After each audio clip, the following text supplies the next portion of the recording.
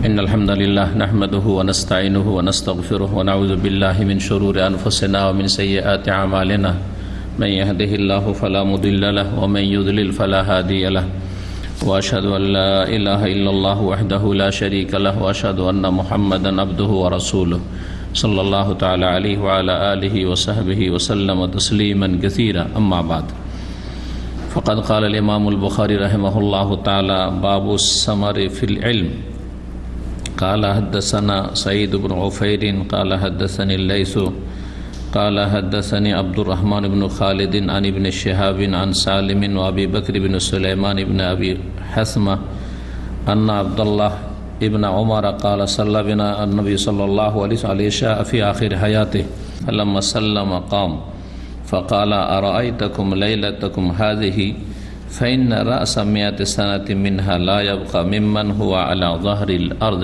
أحد। মহান আল্লাহর সমস্ত প্রশংসা যে আল্লাহ রাব্বুল আলামিন আমাদের হায়াত মওত জীবনের সব কিছুই সুনির্ধারিত করেছেন, সুপরিমিত করেছেন। তাকদীর আল্লাহ রাব্বুল আলামিন যা আমাদের চূড়ান্ত ফায়সালা করেছেন। তার সাথে সাথে রাব্বুল আলামিন আমাদেরকে কর্মস্বাধীনতাও দিয়েছেন। আমরা নিজের কাজকর্ম স্বাধীনভাবে করে যাচ্ছি। সালাত এবং সালাম নাজিল হোক আমাদের প্রিয় রাসূল সাল্লাল্লাহু আলাইহি ওয়াসাল্লামের উপর, যিনি রব্বুল আলামিনের দ্বীন সুন্দরভাবে মানব জাতি পর্যন্ত পৌঁছিয়ে দিয়েছেন। আমাদের ধারাবাহিক আলোচনা সহিহুল বুখারীর দর্স চলছে বেশ কিছুদিন ধরে। কিতাবুল ইলম অর্থাৎ জ্ঞান সম্পর্কে যে পর্ব রয়েছে সেই পর্ব নিয়ে আজকে এই কিতাবুল ইলমের পর্ব নম্বর হচ্ছে 12। তারিখ আজকে 29শে সফর 1442 হিজরি মোতাবেক 16 অক্টোবর 2020। এতে প্রথম যে অধ্যায়টি রয়েছে তা হচ্ছে 41 নম্বর অধ্যায় সহিহ বুখারীর। বলছেন ইমাম বুখারী রাহিমাহুল্লাহ বাবুস সামারি ফিল ইলমি। সামার মানে হচ্ছে রাত্রে গল্পগুজব করা বা আলাপ আলোচনা করা। মুস্তাকবিরিনা বিহি সামিরান তাহজুরুন। কোরআন কারীম আল্লাহ রাব্বুল আলামিন একটি আয়াতে ইরশাদ করেছেন কাফেরদের সম্পর্কে যে তারা অহংকার প্রদর্শন করত। মুস্তাকবিরিনা বিহি সামিরান তাহজুরুন, এবং তারা রাত্রে গল্প গুজবে মেতে থাকত ইসলাম মুসলিমদের বিরুদ্ধে। মক্কার মুশরিকদের সম্পর্কে বলছে সামেরান। তো সামার মানে হচ্ছে রাত্রে গল্প গুজব করা, সেটা দুনিয়াবি গল্প হতে পারে অথবা দিনই আলাপ আলোচনা হতে পারে। এখানে এই শব্দ থেকেই এসছে সামার। সামার মানে রাত্রে আলাপ আলোচনা করা। বাবু আস-সামারি ফিল ইলমে, এই অধ্যায় হচ্ছে দিনী এলেম সম্পর্কে রাত্রে ঘুমাবার পূর্বে আলাপ আলোচনা করা। সামার ঘুমাবার পূর্বে, নিদ্রার পূর্বে, সেটা গভীর রাত পর্যন্ত হতে পারে, অল্প কিছুক্ষণ হতে পারে। এই মর্মে রাসূলুল্লাহ সাল্লাল্লাহু আলাইহি ওয়াসাল্লামের হাদিস রয়েছে যে রাসূলুল্লাহ সাল্লাল্লাহু আলাইহি ওয়াসাল্লাম কি করতেন, কানা ইয়াকরাহুন নাওমা ক্বাবলাল ইশা, এশার পূর্বে, মাগরিব আর এশার মাঝখানে অল্প সময়। আর এই সময় সারাদিন মানুষ কাজকর্ম করে ক্লান্ত হয়ে থাকে, তো যদি শুয়ে পড়ে তাহলে ঘুম চলে আসতে পারে। আর ঘুম যদি চলে আসে তো এশা কাজা হয়ে যেতে পারে, ছুটে যেতে পারে, সারা রাত ঘুমিয়ে থেকে গেল। এই জন্য মাগরিবের পরে ঘুমাতে নিষেধ করেছে রাসূলুল্লাহ সাল্লাল্লাহু আলাইহি ওয়াসাল্লাম। সহিহ হাদিস দ্বারা মাগরিব পরে ঘুমানো নিষেধ করা হয়েছে। যে নিষেধাজ্ঞা হচ্ছে মাকরুহ, হারাম নয়। যদি খুব কেউ ক্লান্ত থাকে আর ঘুমাতে চায় আর কেউ জাগাবার লোক থাকে এসার জন্য, তাহলে জায়েজ আছে, কিন্তু মাকরুহ, আপত্তিকর। এছাড়া এমন কোনো সময় নেই যে সময় ঘুমানো মাকরুহ। এই মাসআলাটি আমাদের হাদিসের দর্শের কথা প্রসঙ্গে যখন আসলো জেনে নেওয়া ভালো হবে। অনেকেই কিন্তু ভোরবেলা ফজর পর ঘুমানোকে শরীয়ত বিরোধী কাজ মনে করে এবং ঘৃণার নজরে দেখে। এ মর্মে কিছু জাল হাদিস আছে নওমাতু সুবহে তুরাসুল ফাকরা, ভোরের ঘুম অভাব নিয়ে আসে, দারিদ্র নিয়ে আসে। যে ভোরে ঘুমায় সে ফকির হয়ে যায়, তুরাসুল ফাকর, গরিব হয়ে যায়। বলছে সকাল সকাল রুজি বন্টন হয়, সেই জন্য। তো আপনি ঘুমিয়ে থাকেন তো রুজি তো পেলেন না। এসব যুক্তি আর ওই জাল হাদিসের ভিত্তিতে। অবশ্য ভালো হচ্ছে যে সকালবেলা না ঘুমা, শরীর স্বাস্থ্যের দিক থেকে। তারপরে সকালবেলা যে মানুষের শরীরে সক্রিয়তা থাকে কাজকর্মের জন্য, উদ্যম থাকে, এবং সকালে কাজকর্ম পাওয়া যায়। যারা দেখেন দৈনিক কাজ করে সকালবেলা কাজ পাবে, দুপুরবেলা কোথাও কাজ পাবে? সকাল 10টায় উঠে কাজ খুলে কাজ পাবেন না, তাহলে ফজর পরে কাজ খুঁজতে হবে। সকালবেলা এত দ্রুত কাজকর্ম করা যায় যা রোদ হলে অলসতা এলসেমে চলে আসে, আর যাবো না, থাক কালকে করে। আমরা পরীক্ষা করে দেখেছি, যদি কাজ এত এমার্জেন্সি না হয়, আজকে যখন বেলা হয়েই গেল কালকে। এই জন্য বিভিন্ন এই সব কারণে কাজে বরকত হয় না। দেরি করে কাজ শুরু করলে বা বিকালবেলা কাজ শুরু করলেন, দুপুরবেলা রোদের সময় কাজ শুরু করলেন, বরকত হয় না। এগুলো ভিন্ন জিনিস। কিন্তু যদি কারো প্রয়োজন থাকে, যেমন অধিকাংশ সৌদি আরবে যারা থাকে বা আরব দেশগুলিতে থাকে, অধিকাংশ লোকের ডিউটি রাতে আছে। বিশেষ করে যারা দোকানপাটে কাজ করে, ব্যবসা বাণিজ্যে, তাদের ডিউটি রাত্রে 11টা-12টা পর্যন্ত। খাওয়া দাওয়া করতে করতে 1টা-2টাও বাজে অনেকের। এমনিও অনেকের রাত 10টা পর্যন্ত ডিউটি আছে। তাহলে ওর খাওয়া দাওয়া পাকশাক করে 12টা তো বাজবে। ফজর আগে আর কতক্ষণ সময় পায়? কমপক্ষে 5 ঘন্টা তো ঘুমাইতে হবে। 5 ঘন্টা যদি ঘুমাইতে যায় তো ফজর যাবে, যে একজন মুসলিমের জন্য হারাম। সুতরাং রাত্রে হয়তো 3 ঘন্টা ঘুম হইল, ফজর পর আর 2-3 ঘন্টা পুরা করে নিল, তারপরে যদি কাজকর্ম করে, এমন কোনো তাতে বাধা নিষেধ নাই, আর মাকরুও নাই। সুতরাং ভোরের বেলা প্রয়োজন যদি থাকে তো ঘুম মাকরু নয়। আসর পরে অনেকে ঘুমকে অপছন্দ করেছেন, এমনকি আসর পরেও। যারা সরকারি চাকরি করে সকাল 7টা থেকে নিয়ে 2টা পর্যন্ত, আপনাদের জানা আছে অফিসিয়াল কাজ। এখানে 2টার সময় বড় বড় কাজীরা, বড় বড় শেখেরা এখানে দেখেছি আসর পরে তাদের মোবাইল বন্ধ থাকে। কারণ 2টার সময় অফিস থেকে আসলো বা আদালত থেকে আসলো, নিজের চাকরি বা শিক্ষকতা যারা করে আসলো ডিউটি সেরে, আর তারপর খাওয়া দাওয়া করতে করতে আসর পরে একটু যদি রেস্ট না করে তো ক্লান্ত হয়ে পড়বে। শরীর সুস্থতারও খেয়াল রাখতে হবে, যার ফলে যে ঘুমের ঘাটতিটা আছে সেটা পূরণের জন্য কেউ যদি আসর পরে ঘুমায় আর মাগরিবের আগে জেগে যেতে পারে, কোনো অসুবিধা নেই। তবে এই সময়গুলির ঘুম অত বরকতপূর্ণ না, মানে ফায়দার না, উপকারী না। হারামও না, নাজায়েজও না, মাকরুহও না, কিন্তু অত উপকারী না। এই জন্য বিনা কাজে আসর পর ঘুমাবেন না প্রয়োজন না হলে। আর মাগরিব পরে রাসূলুল্লাহ সাল্লাল্লাহু আলাইহি ওয়াসাল্লাম কি বলেছেন বা সাহাবারা বলছেন যে কানা ইয়াকরাহুন নাওম ক্বাবলা আল ইশা, ইশার আগে মাগরিব পরে ঘুমানোকে মাকরুহ মনে করতেন, অপছন্দ করতেন। মাকরুহ তাহরিম হারাম নয়, তবে অবশ্যই তানজিহ, অপছন্দনীয়। যে রাসূলুল্লাহ যেটাকে খারাপ মনে করতে সেটা আমাদেরকে খারাপ মনে করা উচিত। এমার্জেন্সি জরুরি না হলে কেউ মাগরিব পরে ঘুমাবেন না। ওয়াল হাদিসা বাদাহা, আর এশা পরে গল্প গুজব করাকে অপছন্দ করতেন বিনা কাজে। যেখানে সেখানে বন্ধু বান্ধবের আড্ডা দিয়ে বেড়াচ্ছেন, ডিউটি শেষ হয়ে গেছে, কখন 7টায় এসেছে, খাওয়া দাওয়া শেষ 7টা-8টায়, এদিক সেদিক ঘুরে বেড়াচ্ছেন, না দিন শিখছেন। আর দিনই আলোচনা থাকে, এসবের কোনো অসুবিধা নেই। ইমাম বুখারী এটাই প্রমাণ করার জন্য, দিনই আলোচনা যদি এসা পরে হয়, রাত্রে হয়, তো জাগতে পারেন, আলাপ আলোচনায় অংশ নিতে পারেন, আলাপ আলোচনা করতে পারেন আলোচক, আর শ্রোতারা শুনতে পারেন। কিন্তু বিনা কাজে এখানে সেখানে অথবা মোবাইল টিপি করে, ফেসবুক নিয়ে রাত্রে 12টা-1টায় ঘুমাবেন, ফজর পড়া মুশকিল, আর তাহাজ্জুদ পড়া তো অসম্ভব। এইরকম লোকদের যারা দেরি করে ঘুমায় তারা জীবনেও তৌফিক হবে না তাহাজ্জুদ পড়ার তাদের। কিন্তু তাড়াতাড়ি যারা ঘুমিয়ে যায়, তাহাজ্জুদ পড়া সহজ। 5 ঘন্টা ঘুম হইলে একটানা, তার বেশি একটানা ঘুম হতেই পারে না, হতেই পারে না।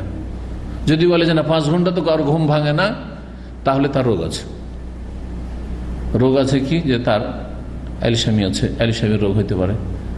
কান পড়ায় দিয়ে শুয়ে থেকে গেল, ঘুম ভাঙলো, আবার অন্য দিয়ে কাঁথে শুয়ে থেকে গেল। আর না হলে শারীরিক কোন রোগ আছে। পরীক্ষিত জিনিস। আমার জীবনও 5 ঘন্টার বেশি কখনো একটা না ঘুম আমার মনে হয় না যে কখন এসছে, খুব বেশি এটা বললো। তো কথা হচ্ছে যে এই ঘুম সম্পর্কে আলোচনা করলাম, যেটা অনেকের জন্য উপকারী হবে আর অনেকের ভুল ধারণা দূর হবে। আসল বিষয় আসি, কি বলছেন ইমাম বুখারী রাহিমাহুল্লাহ, আসসামার ফিল ইলমে, দিন চর্চার ক্ষেত্রে, জ্ঞান চর্চার ক্ষেত্রে, জ্ঞান দেওয়া বা জ্ঞান নেওয়া, এলেম শিখা অথবা শিখানোর ক্ষেত্রে রাত্রিবেলা আলাপ আলোচনা করা বা আলাপ আলোচনা শোনা। গত সপ্তাহের শেষ দাস যেটা ছিল বাবুল ইলমে ওয়াল ইজাতে বিল্লাইলি, এই অধ্যায় হচ্ছে জ্ঞান দেওয়া নেওয়া সম্পর্কে আর উপদেশ সম্পর্কে, উপদেশ দান করা বা উপদেশ নেওয়া সম্পর্কে বিল রাত্রে। তাহলে আগের অধ্যায় আর এই অধ্যায়, সেটা ছিল 40 নম্বর অধ্যায়, এটা 41 নম্বর। দুটোতে পার্থক্য কি?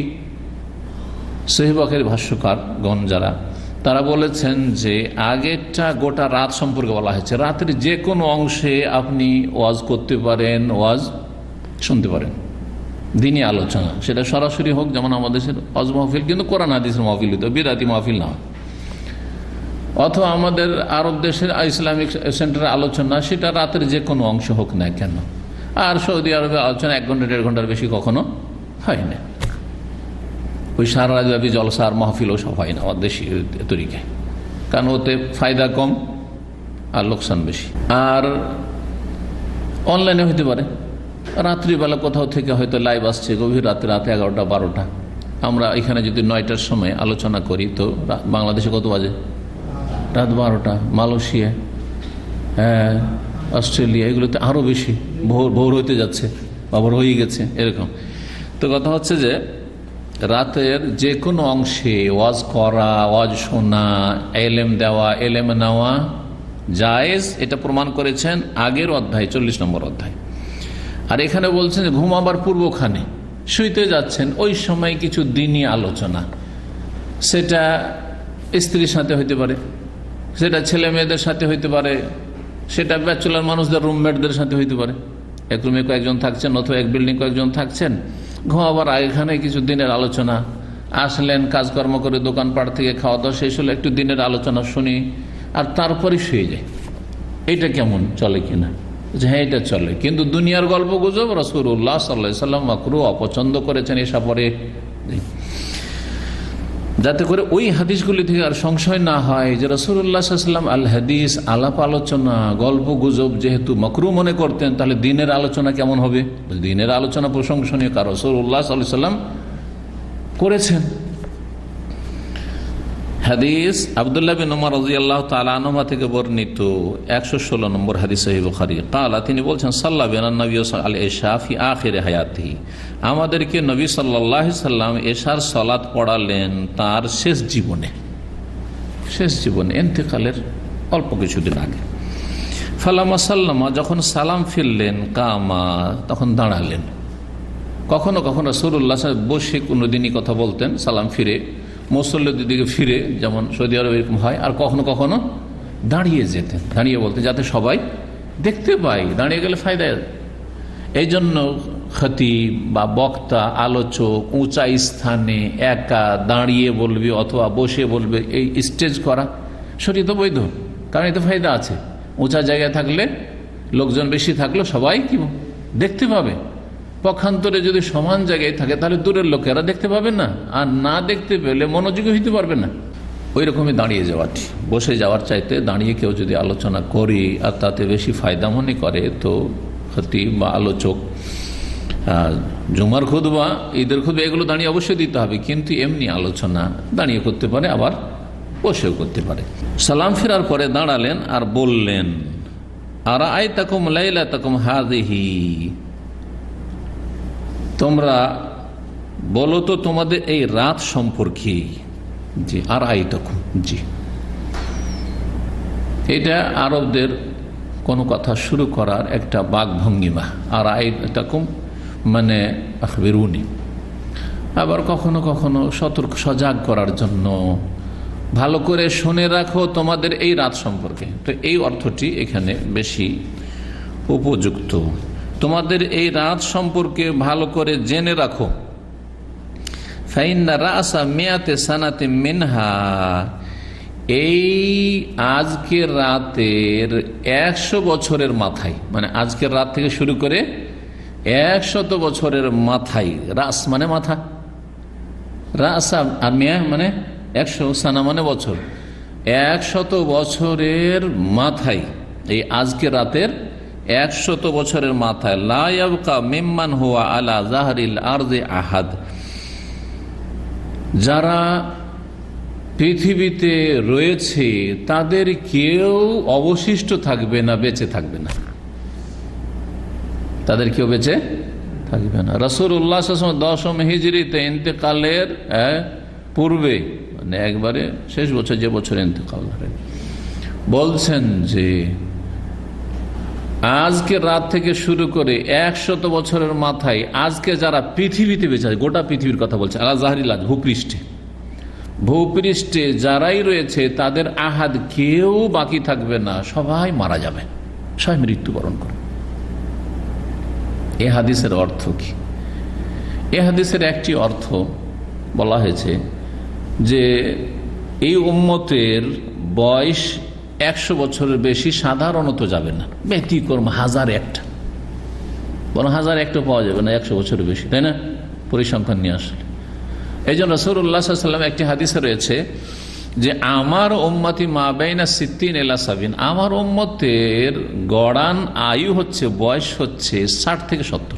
অধিকাংশ লোক, কেউ 40, 45, 30 এগুলো তো মারা যাচ্ছে, কিন্তু তাদের সংখ্যা অত বেশি না। আর কেউ আবার 80, 90ও মারা যাচ্ছে, তাদের সংখ্যা এত বেশি না। কিন্তু 60-70 ভিতরে যাদের মৃত্যু হচ্ছে এদের সংখ্যা কিন্তু বেশি। অথবা এটাকে একটু ওপরে নিয়েছেন আর ওপরেরটাকে নিচে, তাহলে গড়ান কত হবে? ওই 60 থেকে 70 গড় আয়ু। আমার উম্মতের সাধারণত বয়স হচ্ছে 60 থেকে 70। ও আকাল্লুহুম মাইয়াজুজ, আর অল্প কিছু লোক এটাকে অতিক্রম করবে, 80, 90, 100, অল্প কিছু লোক। তো রাসূলুল্লাহ এই কথা বলতে চাইছেন যে আমার উম্মতের বয়স আস্তে আস্তে, মানুষের বয়স কমে আসছে, আদম আলাইহিস সালামের যুগ থেকে শুরু করে আস্তে আস্তে কমতে এই যুগে মানুষের বয়স 100 বছরের বেশি সাধারণত নয়। যদি কোথাও শোনেন গোটা বাংলাদেশে এই একটা লোক আছে 105 বছর বয়স হয়েছে, 110 বছর, গোটা বাংলাদেশে 1-2টা হয়তো খুঁজে পাওয়া যাবে, তাই না? এটা একটা অর্থ।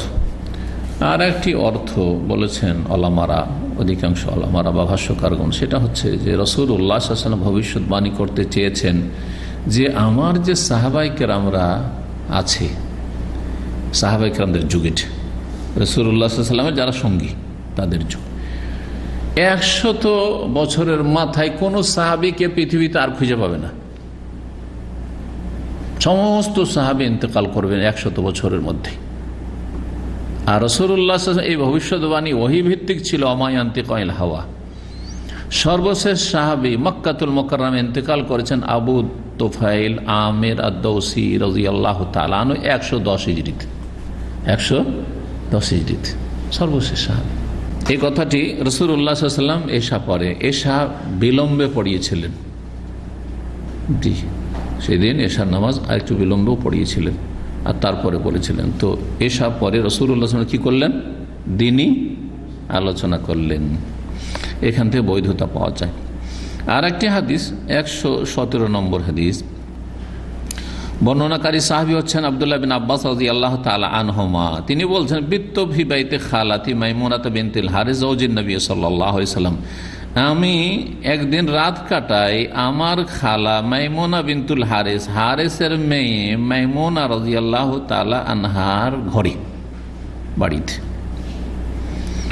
সেই দিন ভাগ্যচক্রে পালা ছিল রাসূলুল্লাহ সাল্লাল্লাহু আলাইহি ওয়াসাল্লামের মাইমুনা রাদিয়াল্লাহু তাআলা আনহার বাড়িতে, যাওজিন নবী সাল্লাল্লাহু আলাইহি ওয়াসাল্লাম, যিনি নবী সাল্লাল্লাহু আলাইহি ওয়াসাল্লামের সহধর্মিণী, উম্মুল মুমিনিন। ওয়াকানান নবী সাল্লাল্লাহু আলাইহি ওয়াসাল্লাম ইনদাহা, নবী সাল্লাল্লাহু আলাইহি ওয়াসাল্লাম সেই দিন তার কাছে ছিলেন, ফি লাইলাতিহা, তার পালার রাতে, সেটি ছিল তার পালা ভাগ করতেন একদিন করে। ফাসাল্লান নবী সাল্লাল্লাহু আলাইহি ওয়াসাল্লাম, সুতরাং নবী সাল্লাল্লাহু আলাইহি ওয়াসাল্লাম এশার সালাত পড়লেন মসজিদে। সুম্মা জা ইলা মানজিলিহি, তারপর নিজের বাসায় আসলেন। ফাসাল্লা 4 রাকাতিন, তারপরে 4 রাকাত পড়লেন। ঘুমাবার আগে কি করলেন? 4 রাকাত পড়লেন। সেটা তাহাজ্জুদেরই একটা অংশ ছিল। আর কেউ যদি মনে করে যে আমি নফল পড়বো এমনি, এশা পরে যতগুলি পড়বে আপনি যেই নামই দেন না কেন সেটাই তাহাজ্জুদ। ঘুম থেকে উঠে যদি পড়েন তাহলে ভালো, ঘুমিয়ে গেলেন তারপরে উঠে পড়লেন, কারণ শব্দের সাথে মিল আছে। তাহাজ্জুদ মানে তারকুল হুজুদ, মানে আর হুজুদ মানে নম, ঘুম ত্যাগ করে সালাত আদায় করা। ঘুমিয়েছেন কিছুক্ষণ, এসে পর তারপরে উঠলেন, তারপরে যত সালাত পড়বেন সবগুলি হচ্ছে তাহাজ্জুদ। এটা শাব্দিক অর্থ, কিন্তু এরকম কোনো শর্ত নেই। কেউ বিনা ঘুমায়, রাত মেলা হয়ে গেছে অথবা আজকে ক্লান্ত আছি, তাহাজ্জুদ পড়বো, তো আর তাহাজ্জুদে উঠতে পারবো না, শুয়ে গেলে, সুতরাং আজকে এশা পরে তাহাজ্জুদটা আমি সেরেই নি। হ্যাঁ, 4, 6, 8 যা পড়লেন শেষখানে ভেতরটা পড়ে নিলেন, 7 হইলো, সর্বনিম্ন 7 হইলো, 9 হইলো, 11 হইলো, যা হইলো, আর তারপরে ঘুমিয়ে গেলেন, এটাই তাহাজ্জুদ। এটাই তাহাজ্জুদ। যদি উত্তম হচ্ছে শেষ তৃতীয় অংশে, উত্তম তাহাজ্জুদ হচ্ছে শেষ তৃতীয় অংশে। তো নবী সাল্লাল্লাহু আলাইহি ওয়াসাল্লাম 4 রাকাত সালাত পড়লেন, সুম্মা নামা, তারপরে ঘুমিয়ে পড়লেন, সুম্মা কামা। এখানে হাদিসটা সংক্ষেপে আছে। পক্ষান্তরে কিতাবুত তাফসিরে যে বাক্যটি আছে নিয়ে এসছেন ইমাম বুখারী রাহিমাহুল্লাহ, হাদিস বিভিন্ন জায়গায় নিয়ে এসছেন এই হাদিসটি, তার মধ্যে কিতাবুত তাফসিরে যেখানে এসেছে সেখানে এমন একটা বাক্য আছে যেটাতে অধ্যায়ের সাথে মিল পাওয়া যাচ্ছে, না হলে অধ্যায়ের মিল খুঁজে পাবেন না। অধ্যায় কি? অধ্যায় হচ্ছে রাত্রে ঘুমাবার আগে দিনী জ্ঞান নিয়ে আলাপ আলোচনা করা। তো এই হাদিসে নবী সাল্লাল্লাহু আলাইহি ওয়াসাল্লাম আসলেন, এসে 4 রাকাত সালাত পড়লেন, তারপরে ঘুমিয়ে গেলেন, তো তাহলে তো পাওয়া গেল না হাদিসের সাথে অধ্যায়ের কোনো মিল, এটাকে মোতাবাকা বলা হয়, পাওয়া যাচ্ছে না।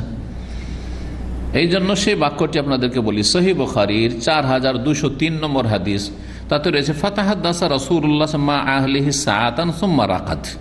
রাসূলুল্লাহ সাল্লাল্লাহু আলাইহি ওয়াসাল্লাম এসে 4 রাকাত সালাত পড়লেন, আর তারপরে তখন রাসূলুল্লাহ সাল্লাল্লাহু আলাইহি ওয়াসাল্লাম নিজের পরিবারের সাথে গল্প করলেন, শুয়ে গল্প। এখান থেকে আর একটি মাসালা বোঝায়, স্বামী স্ত্রী শুয়ে ঘুমাবার আগে কিছুক্ষণ গল্প করা, এটিও সুন্নাত, এটিও সুন্নাত। আর যারা পেট আর দুনিয়া পয়সা করে, তারা এত ক্লান্ত হয়ে আসে আর এত ভেঙে পড়ে সারাদিন মেহনত পরিশ্রম ছোটাছুটি করে, হ্যাঁ, আসার পরে, অথবা যারা মোবাইলে ইন্টারনেটে আসক্ত, সোশ্যাল মিডিয়া আসক্ত, তারা সুযোগ পেলে মোবাইল, স্ত্রী না, গল্প না, হ্যাঁ, স্বামী স্ত্রীতে এই সমস্ত সুন্নত কিন্তু তারা পরিত্যাগ করে, সমস্ত ইসলামী আদবগুলি তারা পরিত্যাগ করে। এসে যেহেতু ক্লান্ত হয়ে আছে, খেয়ে দিয়ে যে লম্বা হয়ে পড়লো, স্ত্রী মনটা চাইছে একটু কথা বলি, হ্যাঁ, আউযুবিল্লাহ, কোনো কথা নেই, মোবাইল নেমেতে আছে, থাকতে মোবাইল হাতে পড়ে গেল, শুয়ে গেল। এ বদচরিত্র বহু লোকের, কিছু লোকের বলবো না, খবরই না যে শেষখানে কি অবস্থায় সে ঘুমিয়েছে, মোবাইলে কি দেখতে আর কি শুনতে। ইন্না লিল্লাহি ওয়া ইন্না ইলাইহি রাজিউন। আর না হইলে এমন ক্লান্ত হয়েছে যে লম্বা হতে খা শুরু করে দিচ্ছে, আর স্ত্রীর সাথে কি আর কথা বলবে। অথচ রাসূলুল্লাহ সাল্লাল্লাহু আলাইহি ওয়াসাল্লাম নাকি প্রত্যেক বিবির কাছে গিয়ে ঘুমাবার আগে কিছুক্ষণ গল্প করতেন, কথা বলতেন। হ্যাঁ, এটাও জায়েজ, এমনকি দুনিয়ার গল্প জায়েজ, বিনোদনের গল্প স্বামী স্ত্রী জায়েজ, শুধু দিনই নয়, দিনই ইলম চর্চা নয়, বিনোদনের গল্প জায়েজ। কারণ সারাদিন আপনি বাইরে ঘোরাফেরা করলেন, কাজ করে ব্যস্ত থাকলেন, এসে স্ত্রীকে যদি একটু কথা বলার সুযোগ না দেবেন ঘুমাবার আগে, তো দেবেন কখন? ঘুম থেকে উঠে আবার চিন্তা হয়েছে যে কোথায় দৌড় দেবো, নাস্তা পানি করে, অথবা এমনিতে। আজকাল তো অনেকে নাস্তাও পায় না, স্ত্রী নাস্তাটাও এগিয়ে দেয় না, আসে ডিউটিতে, আসার পরে এতে বুফেতে যায় নাস্তা করতে, অথবা অর্ডার দেয় যে নাস্তা নিয়ে আসো। বড় আক্ষেপের বিষয়, এই পারিবারিক কাঠামোর ওপর বড় আক্ষেপ লাগে আমাকে, আর বড় কষ্ট লাগে। কিন্তু আলহামদুলিল্লাহ, আল্লাহ আমাদেরকে নিয়ামতে রেখেছেন। এইরকম যদি নিয়ামত পান স্ত্রীর কাছ থেকে, যে যখন বাসা থেকে বেরোলেন নাস্তাটা রেডি আছে, নাস্তাটা করে বেরোলেন, বলতে আলহামদুলিল্লাহ বলেন। এই জামানায় মহিলারা সকালে জোহর পর্যন্ত ঘুমায়। আরব দেশের কথা বলছি, জি, বাংলাভাষী মহিলাদের কথা বলছি, তাও অন্য ভাষীদের কথা বলছি। আর আরবদের তো লাইন দেখবেন যে ফুলের দোকানে, আর ফুল আর তমিজের রুটির দোকানের লাইন তো দেখতেই পান। কেন? তার মানে স্ত্রী নাস্তা এগোয় নেয়, বেচারা কিনে নিয়ে আসবে বা কিনে খাবে তো হবে, যার ফলে সুখ শান্তি নেই, যার ফলে পারিবারিক জীবনে সুখ শান্তি নেই। সুখ শান্তি একদিক থেকে আসে না, উভয় পক্ষ থেকে আসতে হয়। উভয় পক্ষ থেকে চেষ্টা করতে হয় সুখ শান্তির জন্য। স্বামীর জন্য 3 বার খাবার কমপক্ষে প্রস্তুত রাখবে খাওয়ার সময়, এটা স্বামীর হক।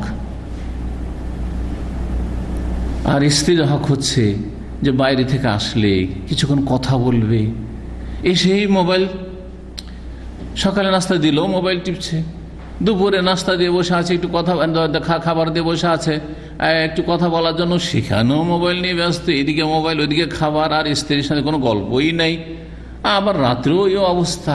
তাহলে কখনো শান্তি আসবে না এরকম পরিবারে, কখনো শান্তি আসবে না। আর এই জন্যই শান্তি আসে না অধিকাংশ ফ্যামিলিতে। ভালো করে রাখা, পারিবারিক সমস্যা, তালাক বেড়ে গেছে এই কারণে। দোষ দুই দিক থেকে আছে। রাসূলুল্লাহ সাল্লাল্লাহু আলাইহি ওয়াসাল্লাম কি করলেন? ফাতাহাদ্দাসা রাসূলুল্লাহ মা আহলিহি সাআতান। সুতরাং এসে রাসূলুল্লাহ সাল্লাল্লাহু আলাইহি ওয়াসাল্লাম নিজের পরিবার অর্থাৎ মাইমুনা রাদিয়াল্লাহু তাআলার সাথে বেশ কিছুক্ষণ, সাআতান, আজকালকার সাআতান মানে 60 মিনিট 1 ঘন্টা, কিন্তু তখনকার সাআতান মানে বেশ কিছুক্ষণ, সেটা 60 মিনিটের কমও হইতে পারে আবার বেশি হইতে পারে। বেশ কিছুক্ষণ কথা বললেন। সুম্মা রাকাদা, তারপরে ঘুমিয়ে পড়লেন। এর মাঝখানে জিকির আজকারগুলি পড়ে নেবেন, আজকার উন্নম যেগুলি আছে ঘুমাবার পূর্বে, এর মাঝখানে, গল্পের আগে অথবা গল্পের পরে, সব শেষখানে যদি জিকির আজকারগুলি সবচেয়ে ভালো। কারণ কিছু জিকিরে, যে ঘুমের জিকিরগুলো সেগুলি তো আছে, যে সেটা যেন শেষ কথা হয়, সেটা যেন আল্লাহুম্মা আসলামতু নাফসি ইলাইক ওয়া ওয়াজ্জাহতু ওয়াজহি ইলাইক ওয়া ফাওয়াদতু আমরি ইলাইক ওয়া আলজাতু যাহরি ইলাইক, এই যে দোয়াটি রয়েছে এটা যেন সর্বশেষ বাক্য হয়, এইভাবে হাদিসে রয়েছে। সুতরাং একেবারে ঘুমাবার পূর্বে আল্লাহর জিকির আজকার, দুনিয়ার কোনো গল্প না, এটার পরেই যদি ঘুমিয়ে যান সবচেয়ে ভালো। এটা হচ্ছে সবচেয়ে ভালো আপনার উত্তম ঘুম এবং সুন্নতি ঘুম। সুম্মা কামা, তারপরে উঠলেন, ঘুম থেকে উঠলেন, কিছুক্ষণ ঘুমালেন আবার উঠে গেলেন। সুম্মা কালা, তারপরে বললেন, তারপরে জিজ্ঞেস করছেন স্ত্রীকে, নামাল গোলাইয়ামু, বালকটা শুয়ে গেছে, ঘুমিয়ে গেছে। তখন ইবনে আব্বাস রাদিয়াল্লাহু তাআলা আনহুমার বয়স 10 থেকে 11 এরকম ছিল, 10-11 ছিল। বালকটা কি ঘুমিয়ে গেছে বা তারও কম ছিল, কারণ রাসূলুল্লাহ সাল্লাল্লাহু আলাইহি ওয়াসাল্লামের সময় হয়তো তার বয়স 12 মতো বা 13 এরকম 12। আও কালিমাতান তুশবিহুহা, অথবা এর কাছাকাছি কোনো শব্দ বলেছেন, নামাল গোলাইয়ামু অথবা গোলামু, ছেলেটা ঘুমিয়ে গেছে, বালকটি ঘুমিয়ে গেছে। সুম্মা কামা, এখান থেকে, এই হাদিস থেকে বেশ কিছু মাসাইল জানা যায়। তার মধ্যে বোঝা গেল যে প্রয়োজনে বাচ্চাদেরকে নিয়ে, স্বামী স্ত্রী ঘুমিয়েছেন, নাবালক বাচ্চাদেরকে নিয়ে ঘুমানো যাবে। হ্যাঁ, বিশেষ করে 10 বছরের নিচে যদি বয়স থাকে তো ঘুমানো যাবে। আর 10 বছরের নিচেই ছিল, 10 বছরের বেশি হলে না ঘুমানো উচিত। আর যদি তার আগেই আপনি সেপারেট বাচ্চাদের একটা রুম করে দেন তো সবচেয়ে ভালো। কিন্তু বাচ্চারা যদি ভয় পায়, অনেক সময় বাচ্চা 7 বছর 8 বছর বাচ্চা, এমনকি 9 বছর হয়ে গেছে, 10 হইতে চলেছে, বাচ্চা আলাদা রুমে থাকতে চায় না। বড় ভাই বোনেরা থাকলে অসুবিধা নেই, কিন্তু একা অথবা দুইজনেই ছোট ছোট, হ্যাঁ, একটা 7 বছর একটা 9 বছর, দুইজনে ভয় পায়, তো সেই ক্ষেত্রে নিজের রুমে স্বামী স্ত্রী যেই রুমে ঘুমাচ্ছেন সেখানে বিছানা আলাদা করে দিয়ে তাদেরকে ঘুমাতে পারেন, কোনো অসুবিধা নেই। অথবা বিছানার এক সাইডে শুয়ে গেল, কোনো অসুবিধা নেই, জায়েজ রয়েছে। ফাররিকু বাইনা ফিল মাযাজি, কত বছর বয়সে বলা হয়েছে? বিছানা পৃথক পৃথক করে দাও, কখন? 10 বছর বয়স হলে। তো তখন নাবালক এবং ছোট ছিলেন ইবনে আব্বাস রাদিয়াল্লাহু তাআলা আনহু। কিন্তু স্মৃতি শক্তি মাশাআল্লাহ বাচ্চাদের প্রখর হয়, হ্যাঁ, একেবারে রেকর্ডার, সব রেকর্ড করে রেখেছে। বলছেন যে রাসূলুল্লাহ সাল্লাল্লাহু আলাইহি ওয়াসাল্লাম যখন তাহাজ্জুদ শুরু করেছেন, সুম্মা কামা, তারপরে রাসূলুল্লাহ সাল্লাল্লাহু আলাইহি ওয়াসাল্লাম যখন তাহাজ্জুদ পড়তে লেগেছেন, হ্যাঁ, উজু করে, ফাকুমতু আন ইয়াসারি, আমিও উঠে তাহাজ্জুদ পড়তে লেগেছি নবী সাল্লাল্লাহু আলাইহি ওয়াসাল্লামের সাথে, কিন্তু বাম দিকে দাঁড়িয়ে গেছি। দুইজন, নবী সাল্লাল্লাহু আলাইহি ওয়াসাল্লাম আর ইবনে আব্বাস, কোন দিকে দাঁড়িয়েছে? বাম দিকে। জানেন না? জি, মাসআলা, ছোট ছেলে। ফাজা আলানি আইয়ামিনেহি, সুতরাং নবী সাল্লাল্লাহু আলাইহি ওয়াসাল্লাম কি করলেন, আমাকে ডান দিকে করে দিলেন। অন্য হাদিসে এর পদ্ধতিটা রয়েছে, কিভাবে ডান দিকে করেছেন জানা আছে হাদিস। রাসূলুল্লাহ সাল্লাল্লাহু আলাইহি ওয়াসাল্লাম বাম হাতে কানটা ধরে কি করলেন, এদিকে ডান দিকে ফিরিয়ে দিলেন। ফাসাল্লা খামসা রাকাতিন, তারপরে 5 রাকাত সালাত আদায় করেন। 5 রাকাত মানে এক সালামে জরুরি নাই, একসাথে বলে দেওয়া হয়েছে। অধিকাংশ সময়ে রাসূলুল্লাহ সাল্লাল্লাহু আলাইহি ওয়াসাল্লাম 2 করে পড়েছেন এবং 2 করে পড়া উত্তম। তবে কেউ যদি পড়ে একসাথে 4 রাকাত অথবা একসাথে 5 রাকাত, একসাথে একটা না 5 রাকাত ভেতর জায়েজ আছে, কিন্তু উত্তম হচ্ছে 2 করে পড়বে না, শেষখানে 1 রাকাত। তো 4 রাকাত পড়ে শুয়েছিলেন নবী সাল্লাল্লাহু আলাইহি ওয়াসাল্লাম, আর এখন পড়লেন কত, 5। আর কত হইল, 5 আর 4 9 হয়ে গেল। কখনো কখনো নবী সাল্লাল্লাহু আলাইহি ওয়াসাল্লাম তাহাজ্জুদ 9 রাকাতও পড়েছেন। জি। সুম্মা সাল্লা রাকাতাইন, তারপরে 2 রাকাত নামাজ পড়লেন, তারপরে 2 রাকাত সালাত পড়লেন। কত হয়ে গেল, 9 আর 2 11। তো 5 পড়ার পরে যে 2 পড়েছেন, এটা তাহাজ্জুদের অংশ তাহলে নয়, কারণ তাহাজ্জুদে উত্তম হচ্ছে যে বেতরটা শেষখানে হবে, তাই না? তো এই 2 রাকাত কি ছিল, এটা নিয়ে 2 ব্যাখ্যা আছে। একটি হচ্ছে যে রাসূলুল্লাহ সাল্লাল্লাহু আলাইহি ওয়াসাল্লাম বেতরের পরে বসে বসে 2 রাকাত পড়তেন। এটা তাহাজ্জুদ পড়া ব্যক্তির জন্য সুন্নাত বা মুস্তাহাব। তাহাজ্জুদ যে পড়ে সে পড়তে পারে, তার জন্য এটা মাশরু শরীয়ত সম্মত। কিন্তু হানাফি ভাই বোনেরা তারা মসজিদে খোঁড়ার মতো কি করে, এশার সালাতের পরে যা পড়লো তাদের তো আবার 17 রাকাত, তার মধ্যে বেতরের পরে কি করে 2 রাকাত বসে বসে নফল পড়ে না। এইটা নবী সাল্লাল্লাহু আলাইহি ওয়াসাল্লাম দ্বারা কোনো সাহাবী দ্বারা প্রমাণিত না। নবী সাল্লাল্লাহু আলাইহি ওয়াসাল্লাম কি করেছেন, তাহাজ্জুদের পরে, তাহাজ্জুদ যেহেতু লম্বা তাহাজ্জুদ, কয়েক ঘন্টা, কমপক্ষে 1/3 রাত, আর মধ্যমটা ছিল অর্ধেক রাত, আর সবচেয়ে বেশি সময় ছিল 2/3 অংশ। তো রাতের 3 ভাগের 2 ভাগ বা অর্ধেক বা কমপক্ষে 1 ভাগ, তাহলে কমপক্ষে 3 ঘন্টা, 4.5 ঘন্টা বা 6 ঘন্টা বা তারও বেশি, 7 ঘন্টা, এইরকম বড় রাতগুলিতে নবী সাল্লাল্লাহু আলাইহি ওয়াসাল্লামের তাহাজ্জুদ হইতো।